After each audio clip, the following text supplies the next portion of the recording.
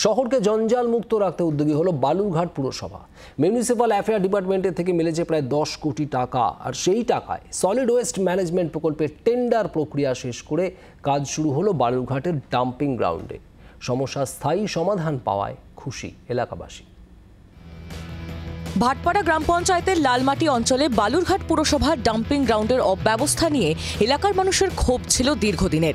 দীর্ঘ আন্দোলন হয়েছে, বারবার ছুটে যেতে হয়েছে প্রশাসনকে। তাই বালুরঘাট পুরসভা রাজ্য সরকারের কাছে এই সমস্যার স্থায়ী সমাধান চেয়েছে। বরাদ্দ হয়েছে অর্থ, এবার সেই টাকায় ডাম্পিং গ্রাউন্ডের কাজ শুরু করলো পুরসভা।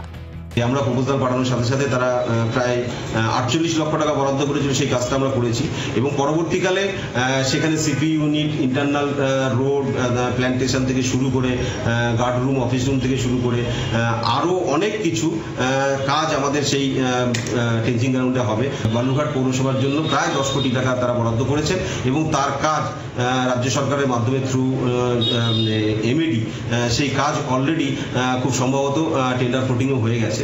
সেন্ট্রালি কাজটা হচ্ছে। প্রায় 10 কোটি টাকা বরাদ্দ হয়েছে পরিকাঠামো গঠনের জন্য।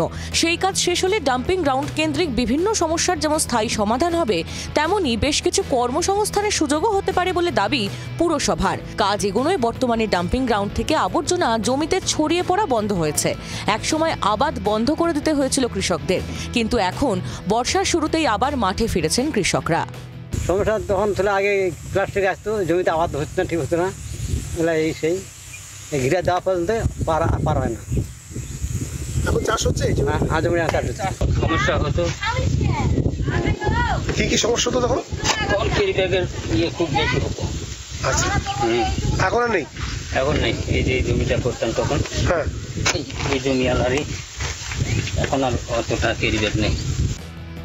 বালুরঘাট পুরসভার আরও দাবি, এই প্রকল্প বাস্তবায়ন হলে বৈজ্ঞানিক উপায়ে আবর্জনা থেকে যতটা সম্ভব পুনর্ব্যবহারযোগ্য সামগ্রী নিয়ে তা আবার ব্যবহার করা হবে। বালুরঘাট থেকে শ্রীকান্ত ঠাকুরের রিপোর্ট, জি 24 ঘন্টা। বাংলার আওয়াজ, বাঙালির আবেগ, জি 24 ঘন্টা।